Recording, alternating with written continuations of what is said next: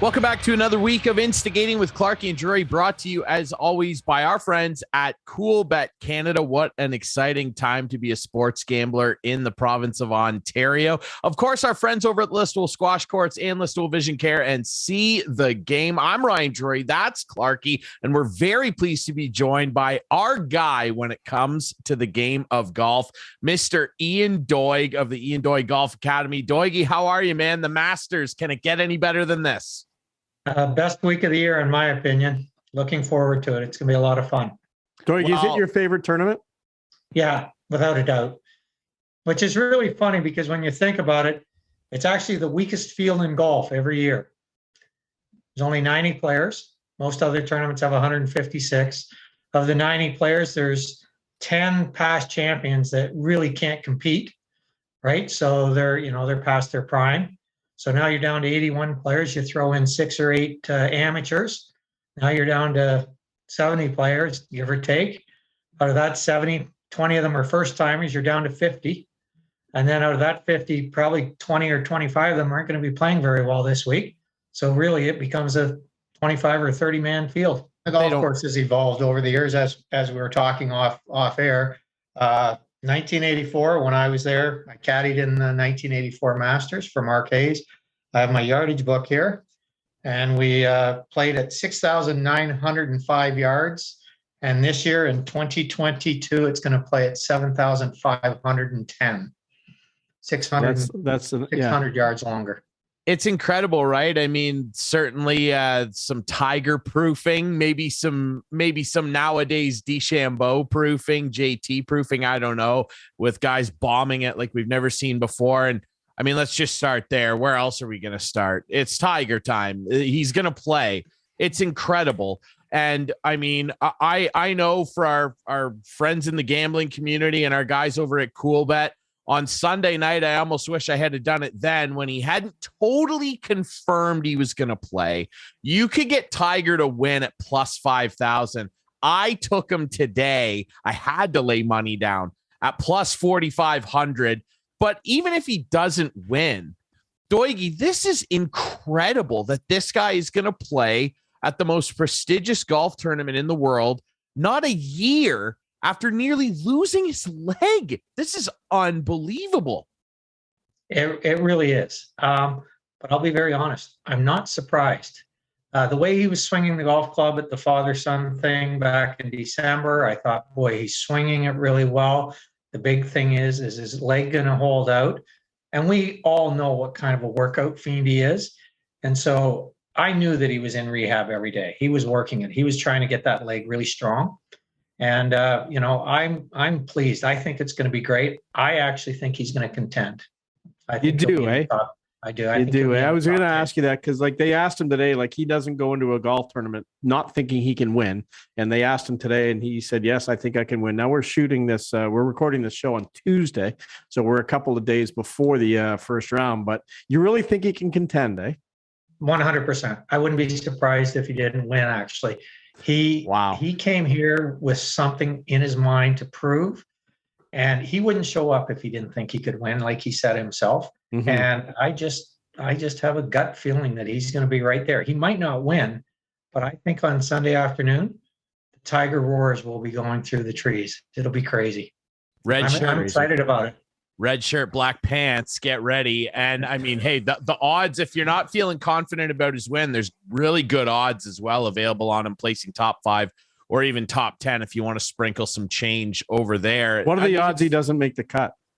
I'm not sure off the top of my head because I didn't even look at that, because like Doigie, I feel like this guy is showing up with a chip on his shoulder, and it's amazing that this guy can, and that's what the greats in any sport do, right, Doigie? They get a chip on their shoulder. LeBron, Tom Brady, Gretzky, all these great players. They listen to people going, oh, they're done. And this guy has a traumatic accident. And he's like, you know what? 2019, we thought, holy cow, this is incredible that he was able to do that. Now he's coming back from something even more insane, let alone all the back fusions that he had to have over the years to get to 2019. Now he almost loses a leg, and he's got an opportunity to walk in and tie Jack Nicklaus for the most Masters ever if he was to win. it's just absolutely insane. And no one moves the needle like Tiger. I mean, they had a miniature film crew out there watching him practice this morning. And that's what everybody's saying. The club speed's unbelievable still. I was watching him chip and he was putting it on the head of a quarter. It's incredible that this guy just continues to be able to come back from people basically. I just have my doubt. I hear what you're saying. I just have my doubts that he can. And Doig, you talk about this, like, how hard is it when you haven't played as long as he has to just all of a sudden turn it on and play in the Masters? Well, that's not easy, but you got to remember, we're talking about the greatest player of all time. Yep. I'm a big Jack Nicklaus fan. He was one of my idols growing up, but all you have to do is look at the numbers. Tiger's the greatest player of all time.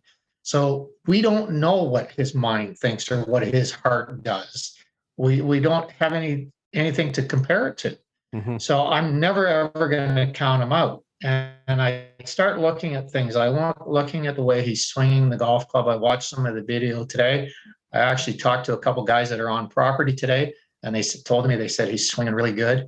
The leg thing is an issue. I'm a little concerned because they're getting a lot of rain today. So the golf course is going to play longer. That isn't the biggest issue. What happens when a golf course gets wet, it becomes a more difficult walk. And that's going to tire his legs out more. So if they get any more rain tonight and tomorrow, then I think we might have an issue with him making it all 72 holes if he makes the cut, because his legs, I think, will get tired. Yeah, that's the thing. And he's wearing those special stabilizing shoes that lock his heel in place. And he seems to think that they'll help him. But yeah, the rain, definitely a concern. It gets soft, and that can definitely affect an already grueling walk. It's one of the toughest walks in pro golf. And Doigie, like you mentioned, you've been there. You've seen a lot of great players play there. You've played the course. I mean, we've talked about this with you before when the Masters comes around. What in particular is going to be of a high degree of difficulty for him in terms of the walk and getting around holes? Because there are some holes on this golf course that are legendary holes that are going to be extremely challenging, especially if it's wet for him. What spots on the course specifically are you thinking, boy, that might be really difficult for him if it's super wet? Well, the walk's right off the first tee. I mean, it goes straight downhill into a valley and then right back uphill to the plateau where they'll hit their drives to. And it's like that on every hole. It's downhill on 2, it's downhill on 4, and then uphill on 5, and downhill uphill on 6. Every hole has some downhill uphill to it. The back 9 gets very severe. But on top of all of that, just the walking. But Tiger mentioned it today. There are no flat lies on the golf course other than the 18 tee boxes. So it doesn't matter where he drives it in the fairway or not. He's going to have an uphill or a downhill or a side hill lie. And that's going to put more pressure on the leg. Now, he doesn't think it's going to be that big of an issue, especially with the new stabilizing shoes. But, if the golf course is wet, I think that becomes an issue. The TV cameras don't really do justice to the elevation changes, do they? Not even close. Because it doesn't look like it's that bad. No. The easiest way I've tried to explain it in the past is stand out in front of your house and try and hit it twice the height of your house if you have a 2-story house. And that's the shot you're hitting into the 18th green. That's how much uphill it is. Wow. Yeah. I don't know the exact number between the number of feet of drop from where the clubhouse is, because the clubhouse and the first tee are at the highest point, and the 10th tee are at the highest point, and the lowest point is down around Amen Corner. And I want to say it's a 600 or 700 foot drop down into that corner. Right. So there's a lot of undulation, a lot of uphill walks on the golf course. If the golf course stays firm and fast, I think he'll be fine. But when it gets wet, it gets sloppy. The legs get more tired. Well, we're going to pick some players at the end of this. And I can tell you right now, I'm not picking them. Okay. Well, hey, that's Doigie and I are going to have some options then, maybe. There you go. Yes, we are. If I'm laying money down with our and by the time this airs Friday night, one of us will look good. One of us will look silly.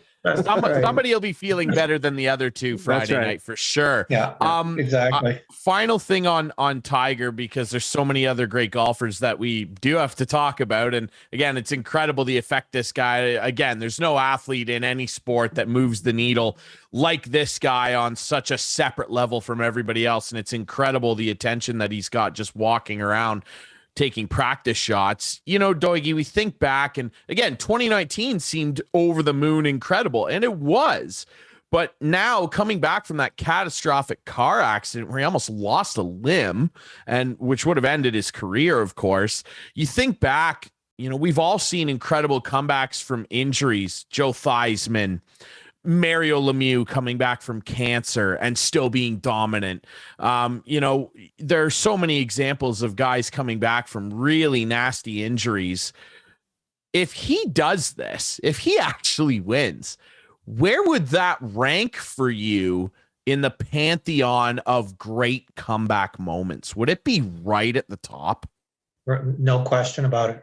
No question. Now, obviously, I'm biased towards the golf, but sure. If he comes out and pulls a win off this week, I would find a hard time arguing against it with any other comeback.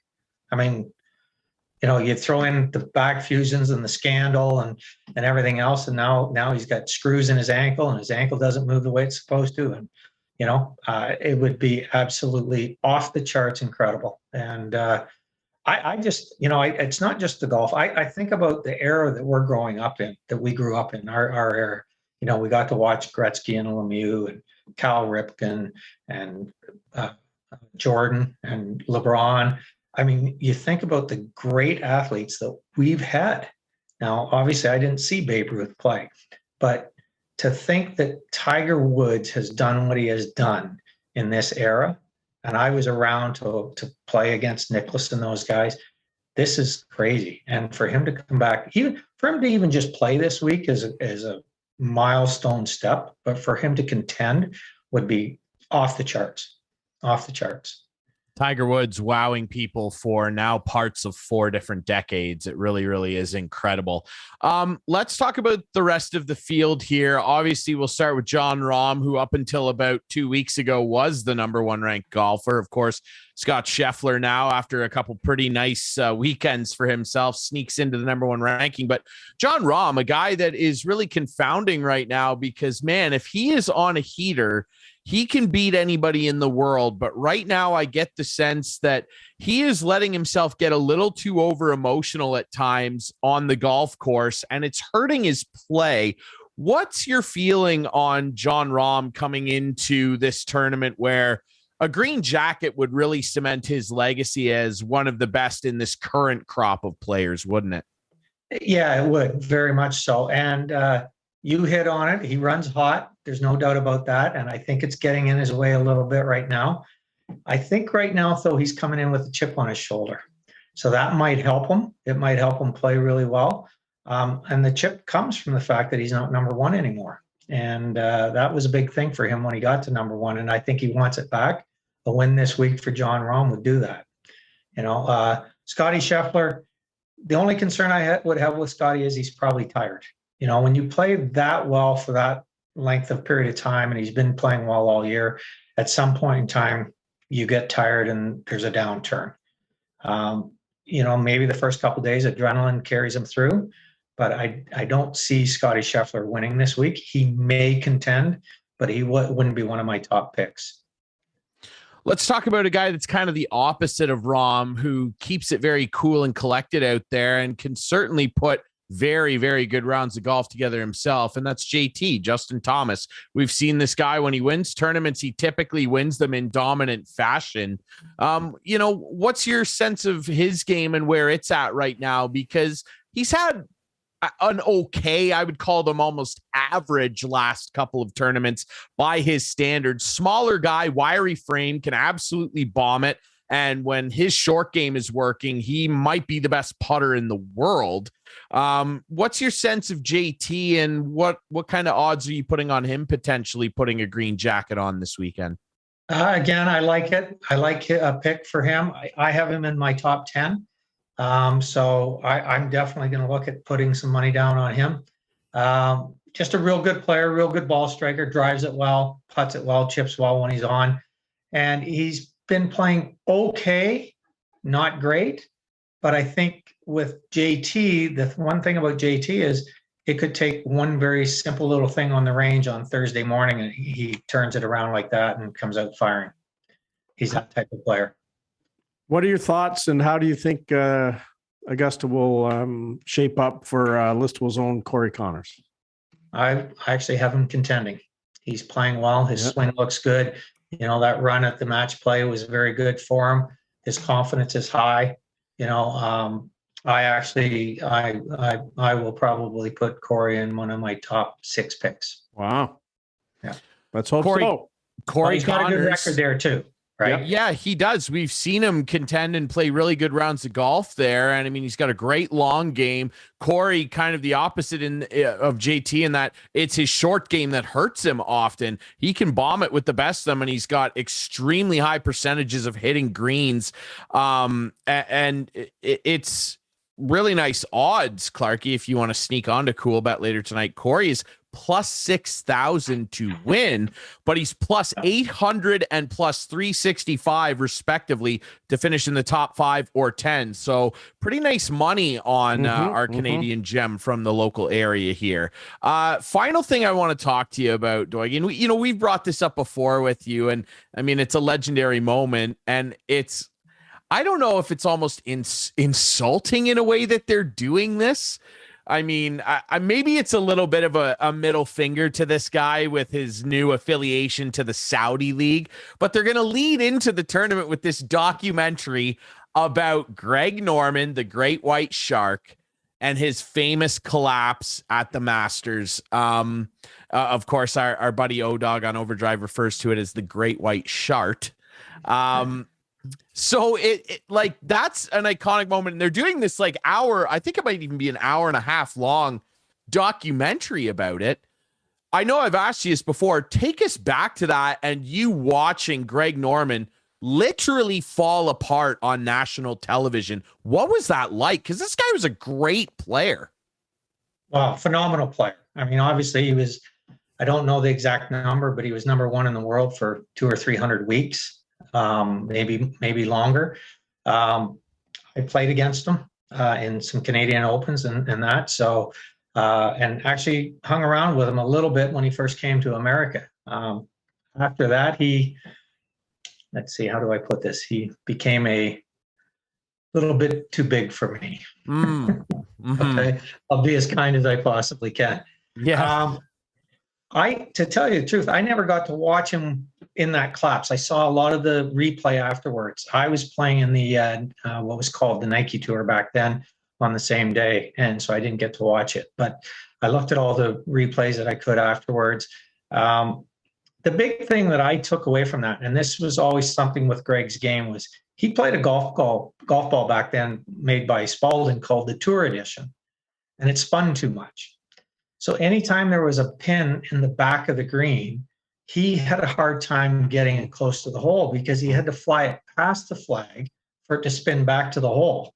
And when you go to Augusta and you start flying at those back pins and you hit it over the greens, you're in big trouble. So I really don't remember much of the shot making. I do remember on a couple holes, he spun it way off the front of the green because he had so much spin on it. I wasn't bothered by it.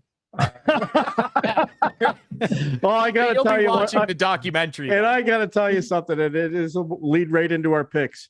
I remember I was in a golf pool that year for the Masters at the Fan when I was working at the Fan, and I think it was our news director and golf guru Scott Metcalf had Greg Norman, and I can't remember who I had, but I was like 12 back after Saturday, and I won it, and then, like everyone was like, couldn't believe the collapse and everything else, but yeah, it was something to watch. And it's like when you talk about golf and how it's such a mental game, like, yeah, maybe he couldn't hit the back pins, but he just blew apart mentally. Well, he did, but let's not forget that Nick Faldo played a great round of golf. Oh yeah. Yeah, no, for sure. But let's not take anything away from Nick here. Can't take anything away. Yeah, exactly. And Yeah. But like I said, it didn't bother me when the shark collapsed. There you go. Well, all right, let's do the picks, Ryan. Maybe your picks at the end of the weekend will bother Clarky when you beat him. And Doigie, of course, you're a guest. So, of course, we will relinquish the number one pick to you. And you know what? Going by age here, right? Yeah, and you know what, Clarky? I'll let you have the second pick. Yeah, that's right. I'll go back to back. Okay. We'll snake draft. Let's do four. We'll do four picks. Okay, Four picks. yeah. We'll snake draft. And hopefully Adam's taking track because we're not good at this paperwork. You know what? I got paperwork. I'll do it. Okay. So Doigie, you're first. Doigie is going to pick Rory McIlroy. Wow. Okay. Rory McIlroy, number one. Okay, I'm gonna go with the guy who's right up there, John Rahm.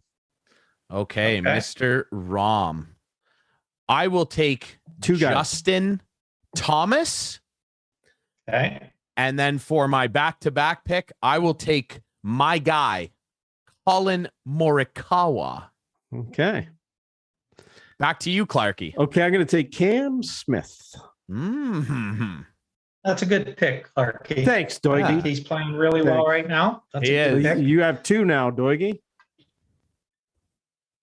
I'm going to take Brooks Koepka. Mm-hmm.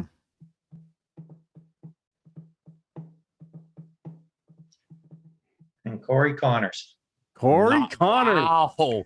Hey, Ryan, can you give us a recap so far after two picks, just so I don't. I've got Rory, Brooke, and Corey.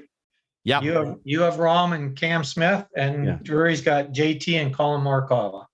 Okay, so back to you then, Clarky, for your third pick. DJ. Okay. Dustin Johnson. Dustin Gretzky. So me for my final two then, I will take Victor Hovland. Okay. And I will follow that up with Patrick Cantlay. That's a good team. All right. My final pick. Is this my final pick? I'm picking Tiger Woods. There you go, fellas. There you go. I got Tiger. Now I all of a sudden won. Didn't he just say a minute ago that he was no chance he was taking You Tiger? talked him into it. But see, now I'm on both sides of the fence, right? I can't lose now, boys. Close it out, Doigie. What's your final pick? Tiger Woods. Tiger Woods. That cracked me up. Yeah, hey, you both said he's contented, so I just listen to you guys. Oh boy.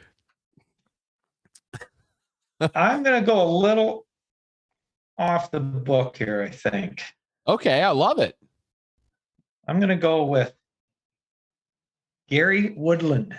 Wow, I love that. I love that. That's a sleeper pick. There you go. I've ever heard one. He's playing well. He's playing well. Flips it in the fourth pick. He's playing really, really well. Okay, before we go, I was gonna take Tiger, but he's already gone. That's right. See, I knew you were. You thought you were sitting pretty. Oh okay, boy. Before we go, yes, Doigie. Yes, sir. Can we talk a little Maple Leafs? Absolutely. Okay. Have I ever said no to that? Okay. So, may I read a little bit of your post on Facebook? Do I have permission? Absolutely. Okay. So, Ryan, since about mid-March, someone's been on a little bit of a rampage. I'm going to read them one by one. Mm-hmm. Number one, Hall should not see the ice again this period after that move. Holy crap.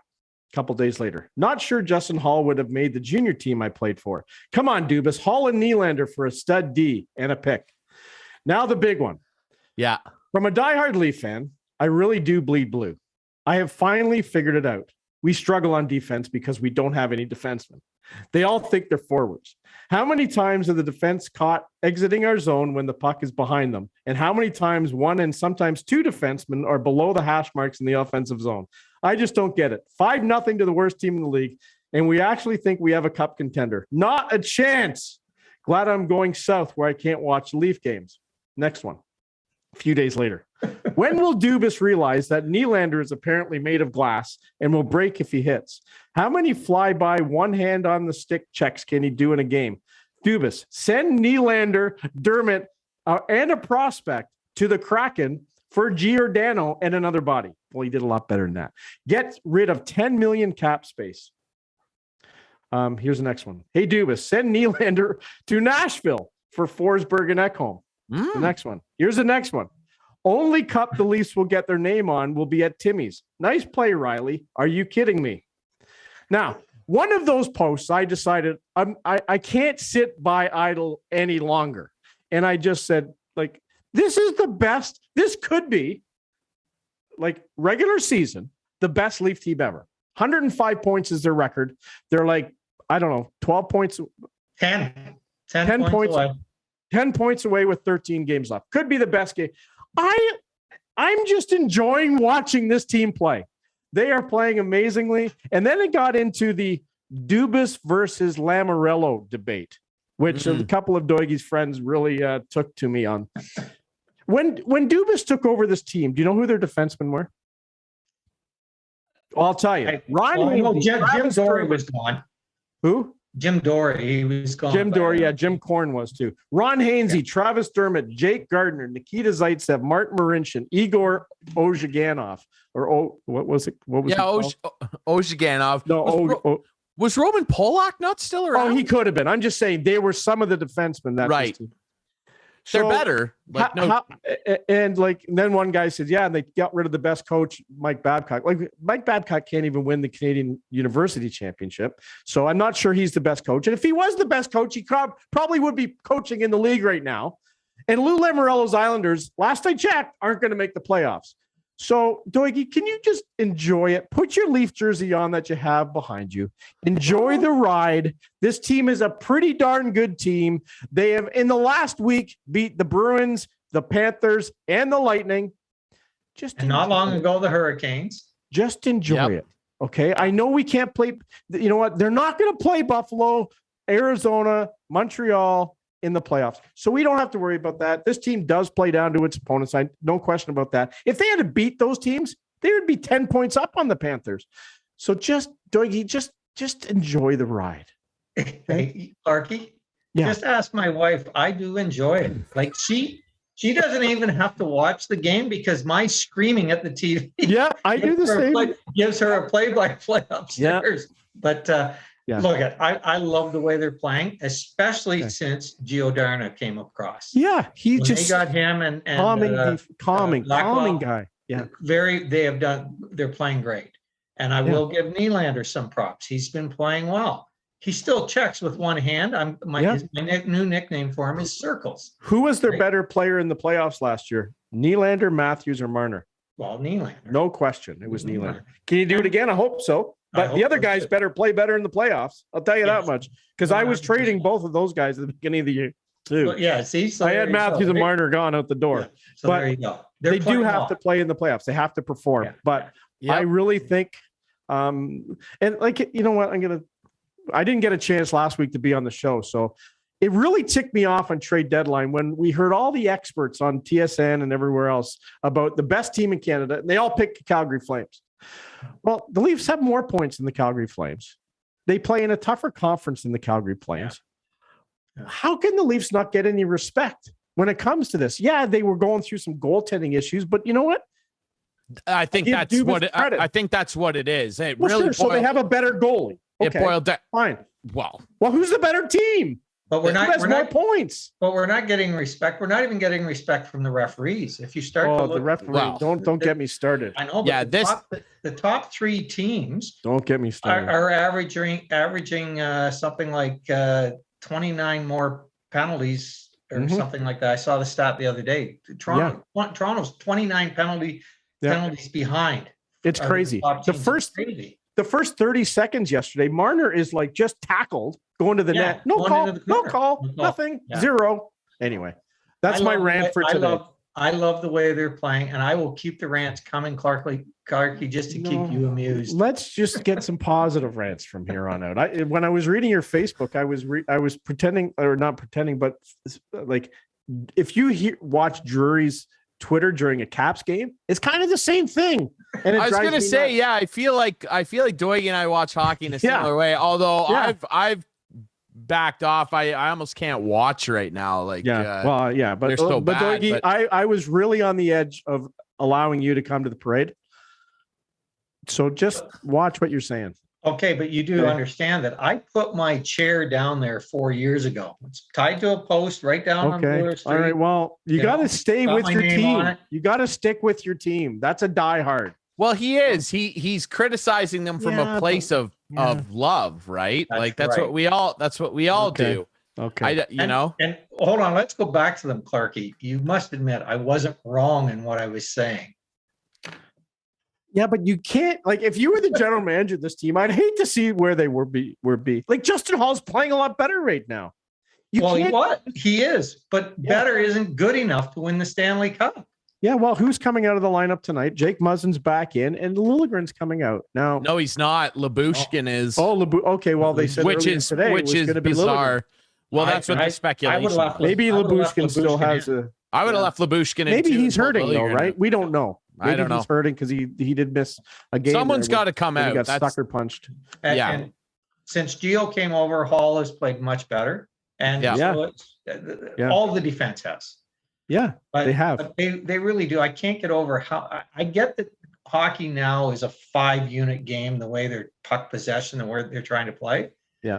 But at some point in time, like the play that I'm talking about with Morgan Riley was where Matthews had the puck on the boards, fighting with 2 guys. Yeah. And Morgan Riley went in to try and help him when he's at the blue line, and all of a sudden he doesn't get the puck, and they're 3-on-1, gone. They score. Just do me a favor. When we see good plays, why don't you talk about those two? Well, I do. Because it's not as fun. It's not as fun, right? It's not as fun to rant about the good stuff. We got Sammy Cosentino standing by. We'll talk some more hockey. Sam Cosentino standing by with us. It's going to be a fun chat with him. Doigie, it's always a fun chat with you. We're excited about the Masters. We're excited that we get to kind of pay attention to these teams we've drafted. All of us going for a bit of a different strategy. So it'll be exciting to see who comes out on top. And we're going to be doing a show soon up with Ian, and he's going to give us a couple of tips. Yes. Yeah, we'll do a show up in my little studio at my looking forward simulator. It'll be a lot of fun. Yeah, I can't wait for that. Our golf expert beer afterwards too. Yes, I'm very excited about that. Even though after you watch me play golf, I might not deserve a full beer. It might be a half cup. Ian Doig, our golf expert. We appreciate you doing this, my friend of the Ian Doig Golf Academy. Masters Week. It's going to be awesome. Like Clarky mentioned, Sam Cosentino, Sportsnet analyst and prospect guru, around the corner here on Instigating.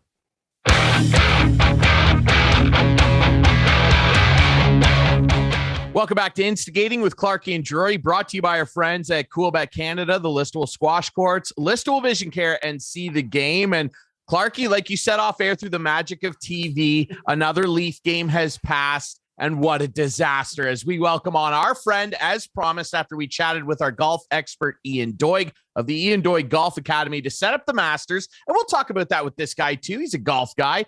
Sportsnet hockey analyst and prospect guru Sam Cosentino joins us. Sam, how are you doing, my friend? Yeah, doing well. Thanks. Nice to be on. I like to see you guys have expanded the portfolio a little bit, eh? Sure. Yeah, I guess so. We're always trying to anyway. What do you mean by disaster too, Drury? What do you mean? Let me touch on that, because speaking of expanding the portfolio, someone who's not doing that are the Toronto Maple Leafs. And Sam, last night, we're recording this segment here on Wednesday, and holy cow, another one after so much optimism, a 4-game winning streak. And then they go into Florida, a team they beat a week and a half ago, and the Leafs implode. A 5-1 lead at one point, and they chase goalie Bob. What the heck happened last night? Well, they got a point. Yeah, exactly. And they played a pretty good team on a back-to-back and lost. No, I don't want to do this, Clarky. Yeah, that's what happened, Ryan. What happened? What went wrong? Cos, go ahead. What went wrong? I don't know. Go ask New Jersey. It happened to them. Yeah, it happened to Washington earlier in the year. It happened to a lot of teams. So to Florida. Florida's good. No, you know what? Listen, exactly. I think, but if you're going to be a contending team, you have to have some concerns. Like New Jersey, okay. Washington, they're just hanging on by a hair to that 8th spot in the East. New Jersey, they've been out of it for about 10 years now. So it's a little bit of a different story if you're planning on being a cup contender, or I guess in the Leafs case, planning on winning a round for a change. like that's the thing you have to be concerned about. And you also have to be concerned a little bit about, I don't know, is this a potential first round matchup? Like a couple things would have to go sideways for that to happen, but it's not completely out of the question that this could end up being a first round matchup. If Tampa goes on a really good run, if Florida goes down the tubes a little bit, I mean, who knows, right? So yeah, there's a little bit of pause for concern, but take that aside for a sec. Was that not one of the best hockey games you've ever seen in terms of pure entertainment? Yes. Oh, yes. I'm sure the coaches didn't like it, Sam, but no, coaches, it was amazing. Yeah, it was awesome. Who wouldn't? Yeah. I would literally have paid Toronto Maple Leafs prices to go and watch that live if it were in Toronto. Mm-hmm. That was the most entertaining game I've seen all year, and it's not even close. Yeah, no, I agree. And you know what? Like I guess I'm a half full kind of guy. The Leafs played well the first half of the game, no question about it. They're up 5-1. Here's my thing. Yes, there's concern. The Leafs blew a 5-1 lead, but the team they played is also supposedly a cup contender who were down 5-1. So there's concerns on both sides. There's concerns everywhere in the league with every team right now, right? I couldn't agree more. I guess maybe more, and again, just to tilt it the other way a little bit. I mean, if Shalgren's hurt, who knows what's happening there? Mm-hmm. That'll be like their 8th or 9th goalie that's been hurt of all their options. And if Campbell isn't really, I don't know if he was even hurt with the rib thing. Let's just say that was. No, there's a couple goals in there last night that you'd have to be concerned about. So the only reason I say that, Clarky, is I don't want to always be the Leafs doomsayer. But if I look at Florida, you got Bobrovsky and Knight. Those are guys you've been rolling with all year. If I look at Toronto, you have Campbell, and then you have Shalgren. Is Shalgren hurt? Is it Hutchinson? So that would be the concern. And I think anytime you're going towards the playoffs, you want to have two guys that you're really confident with, because not one guy is going to carry the mail unless you get the old freak like a Vasilevsky or something. And Toronto obviously doesn't have that luxury. Florida, as a contending team, doesn't even have that luxury. So Vasilevsky, the guy the Leafs beat on Monday. So you're talking about? Yeah. One time. Congrats. Yeah. That they pounded him for 6, which is the most he's given up at home all year and the most he's given up all year anywhere. But that guy too. Yeah. But I don't know. I feel a lot more comfortable with Brian Elliott having to come in and play a few games than I do with a Shalgren or, in the case of Hutchinson, if that's the next best option. Oh, yeah. That's not a good option. So sometimes you have to call it the way it is, right? And Jeff O'Neill last night on the broadcast sort of accused Shalgren of maybe giving up a couple of weak ones and then pulling the old shoot. Oh, I don't know. The Tiger Woods glute grab, right? Like it's like, oh geez, I don't feel well. I don't know. Like the flu bug is going around too. Who knows what was wrong with him? Like it looked like he caught it maybe in the collarbone or something. Yeah, like Clark, you're a goalie. Yeah, that could hurt. You tell me. Yeah, that could hurt. But then why is he on the bench? I don't know. Maybe just because they didn't want to have Florida think that they're down to emergency backup if the e-bug again. The e-bug, yeah. Who was it? San Antonio 2 weeks ago? Was it that who it was? I think so. Yeah, something like that. Well, and the Marlins had to use 2 backups there the other day. They had to use 2. Yeah. Oh, they have nobody. I went through their list the other day. I think they've used, including the other night, it's probably 10 goalies that they've used in the Marlies alone. Yeah, it's incredible. At least whatever 6 or 8. But Clarky, talk to me about the Kelly Rudy thing. Well, I wear one. I hate it. I hate it. Yeah. I absolutely hate it. It's so noisy, and that's why I hate it. But I wear it because I don't want to get hurt at my advanced age. What do you mean by noisy? Like when it gets you turn your head, it rattles and hits the mask, and that's why guys don't like it. It is really? very loud. Yeah, it's very loud. So have you been hit? Like, is it protective? Does it work? Yeah, it works. Have I been hit on it? Yeah, probably, but I don't have any puck marks on it. But yeah. I never wore one. And then I saw a guy get hit in the throat and I'm like, okay, I'm going to wear one. Yeah. Yeah. Well, that's why I asked, because I know that's your area of expertise and your experience. And a lot of times when you're square to the shooter, you should never get hit there because your head should be down and the chin part of your mask should be protecting you. But it's when you're out of position. It's when you're flopping around and the guy drills a shot and you're like going like this. That's when you can get hurt. But I don't think Shalgren. I don't think that was a shot where. No, it wasn't. It wasn't. But he doesn't wear one, right? No, and that's what I'm saying. So right. Yeah. He should have been. Let's see if he wears one next game. Clarkie goaltending school. They should have been Exactly.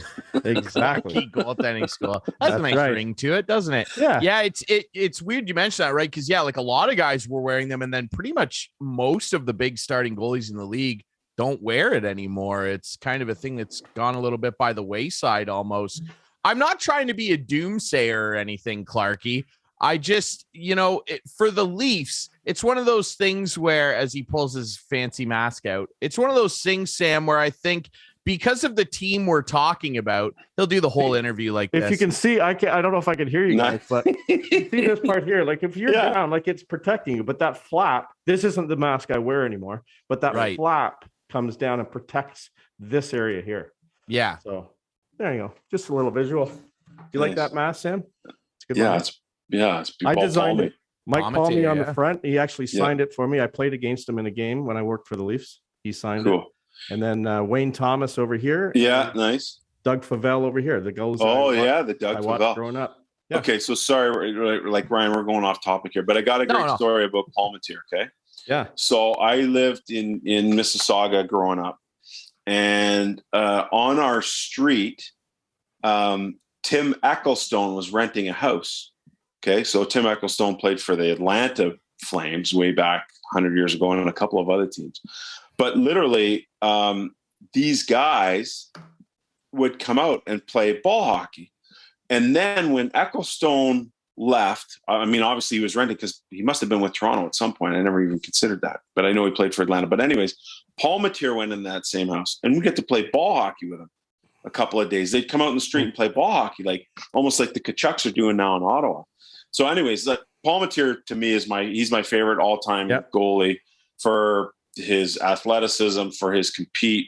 Never made anything look routine. And I don't mean that as a knock, but as a way to say, like, what an entertaining guy to watch play. I used to love him. So sorry we got off on the tangent. And that's why I wear 29 to this day. I wear 29. Nice. Yeah, he's a Leaf legend. Everybody loved that guy. And then I got to work with him. He was a scout for the Leafs, as you know, Sam. And then when he played in the classic down at it wasn't the Winter Classic, but whatever it was. The Detroit one at the big at house. BMO. Yeah. No, the one at BMO. He played in the alumni game there. Right. He was getting ready, and we used to play shinny at the Air Canada Center at the time. And he was in one net, and I was in the other. What a thrill! It was cool. Very cool. Yeah. Not bad. He played great in that game. How did you play? No, at BMO I'm talking about. Right. Yeah. So speaking of goaltending, obviously the Leafs have a bit of concern there. That's been a running theme for the last few months. Ever since Jack Campbell showed up at the All-Star game, it seems to have gone in the toilet for them a little bit. But defensively, I think, is where the major concerns are. And Clarkie, I know I'm not trying to be a doomsayer or whatever. Yeah. It's because I'm saying it's a disaster because Florida's a contender, but no one up here cares about how well the Florida Panthers are doing. Their fans don't even care because it wasn't sold out last night. A lot of empty seats down there. It's embarrassing for a team that's in first place, but that's a whole other story. At least they're not Arizona. It's more so that because of who the Leafs are and what they represent and this thing that they're trying to do with all this talent that they have, high priced talent, blowing a game like that last night against a team that you're going to likely be competing against to try and come out of the East. That's a major concern. Yeah, we got to play great every game, don't we? I'm not saying you have to play great every game, Clarkie. But last week 5-1, Clarkie. They beat Florida last week. They beat Boston last week. They beat Tampa on Monday. Hooray! 4 contenders they've played, time, and they got 2, 4, 6, 7 points out of 8. Neat. Pretty good. One time though. That's okay. 4-7. They're up 3 games to 1. I'll take it.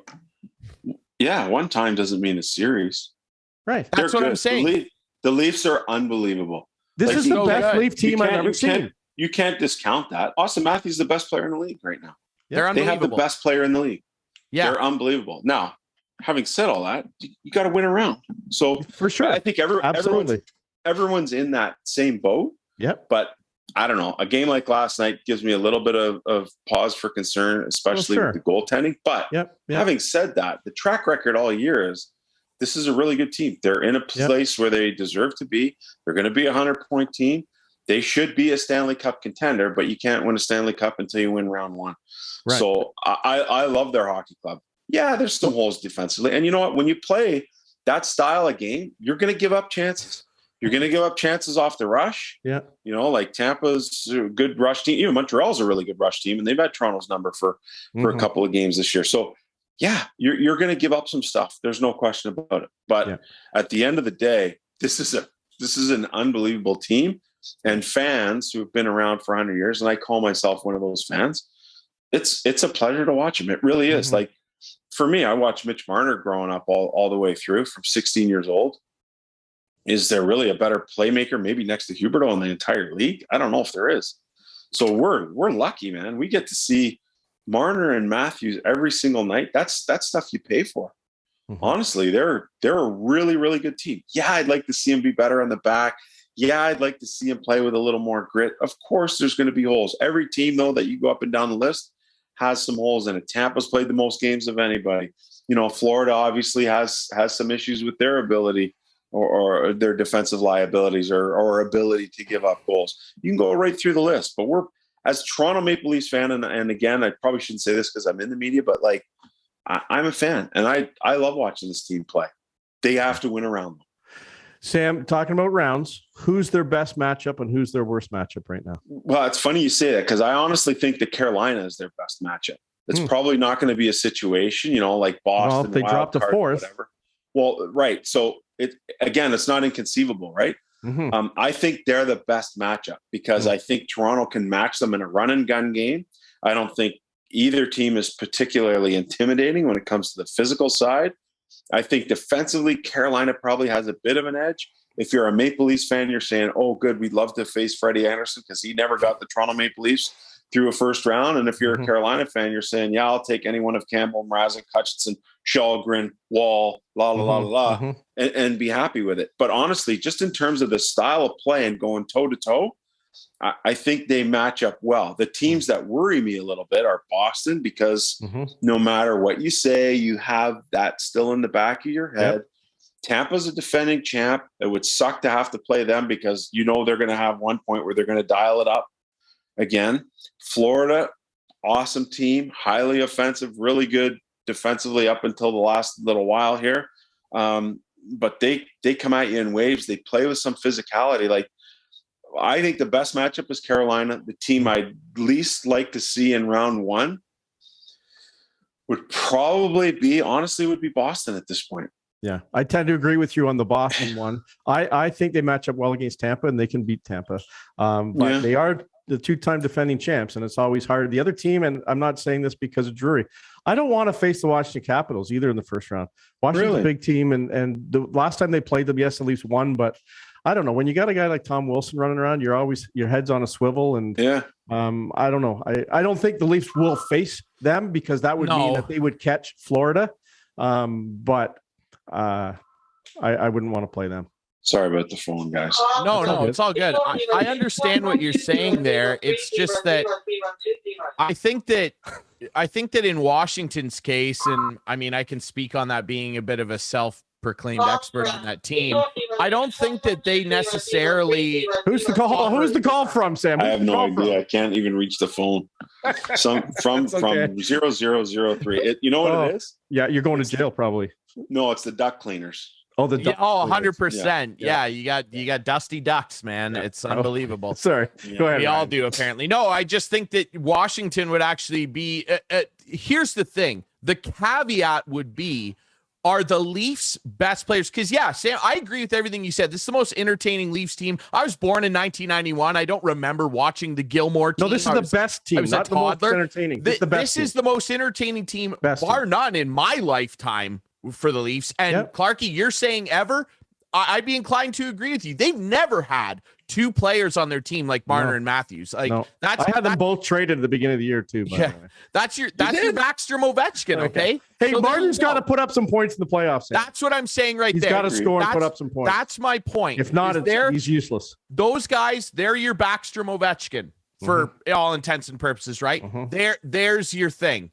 Are those guys going to play well finally all together in the playoffs? Because the last few years, that first year when they made the playoffs and they played Washington, Matthews was really, really good. He's a rookie that year.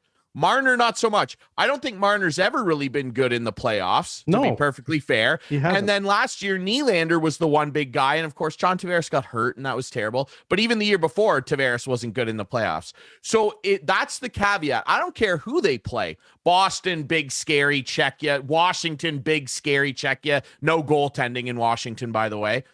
That's the caveat. Can those guys all deliver what they can that we see in the regular season in the playoffs? Because if so, they can beat Washington in 5 or less. Washington's goaltenders can't stop anything. They're not good defensively. Their special teams suck. Peter Laviolette's going to get fired at the end of the year, and he should. I love Lavi. I don't want to call for people's jobs. Terrible when you've got Ovechkin and all those guys. The Leafs can absolutely beat them. Can they beat Tampa? I think they can, not based off that one game. But when you look at Tampa and how much games they've had to play, they've played more hockey games than anybody over the last 3 years. Yep, I agree. When does that catch up? And Boston's nothing special offensively outside of that big top line.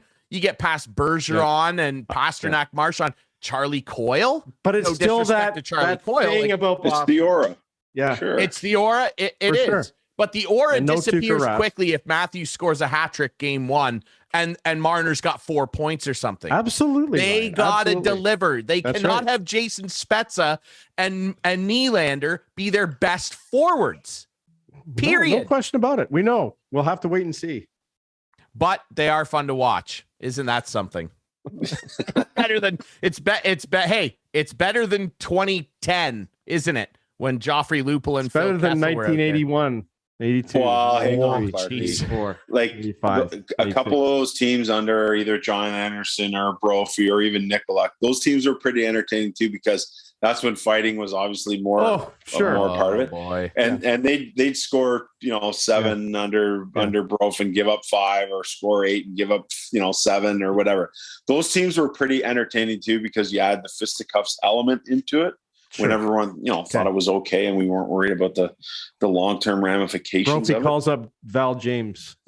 Yeah, but I mean, watching Vibe for those 3 years is pretty special, right? We don't realize how special that is until now, and you're like, oh my god, only Lehman, Vibe, Andrechuk, and wow, Matthews, and Vibe 3 times, and still not in the rafters. He should be in. Unbelievable.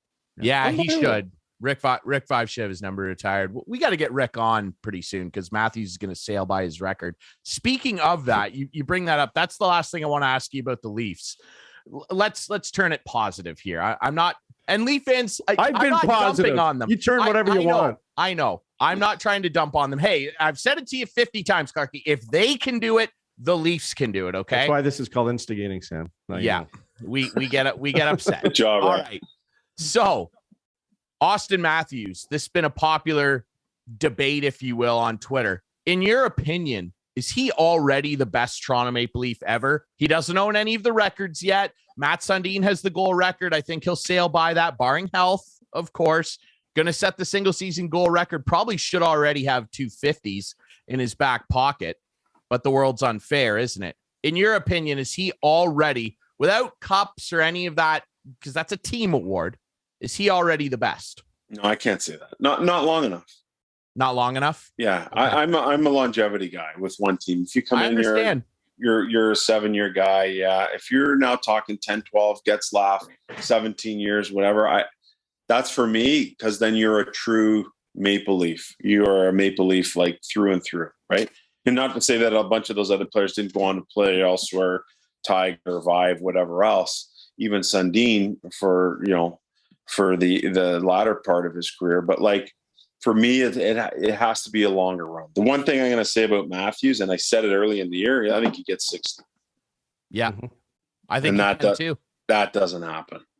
That's maybe 20 guys in the history of the game. Yeah, it's incredible. 2 guys in the last 25 plus years. It's just Ovi and Stamkos. That's it. So he would be in very rarefied air in terms of this generation if he can hit 6-0, because 50 is special, 60 is rarefied. And it's crazy too to think about. Last night they got 6 goals and he doesn't get one. Yeah. They're powerful. Think about the 2 games he missed with the suspension, which was deserved. Yeah. So The suspension was deserved, but like if you play those 2 games, there's got to be at least 1 to 3 goals in those games. He would have already won the record. He's that good though.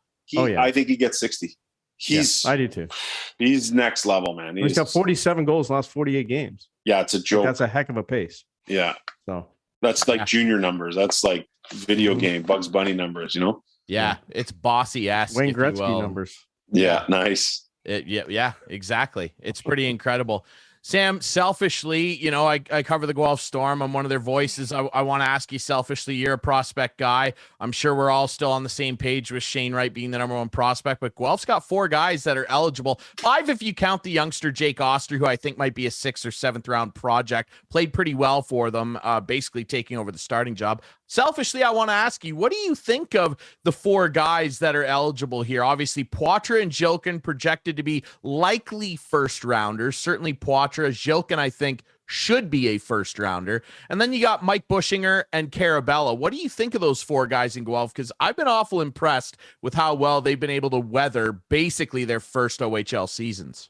Yeah, I think for Jilkin, he's a really interesting guy. You know, he comes over at a young age from Russia. The family comes with him, and you know, he gets settled in and comes through the GTHL minor hockey system, and then gets a chance to play back of the bus minutes for the under 18s. Wins a gold medal there.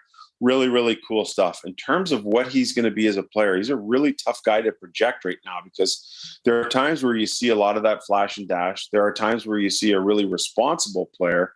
But at the end of the day, there are very few times when all that package comes together for any extended stretches of time. And so that gives you a little bit of pause. So do I like him? Again, he's probably in that, you know, 25 to 30 to 25 to 40 range, let's say.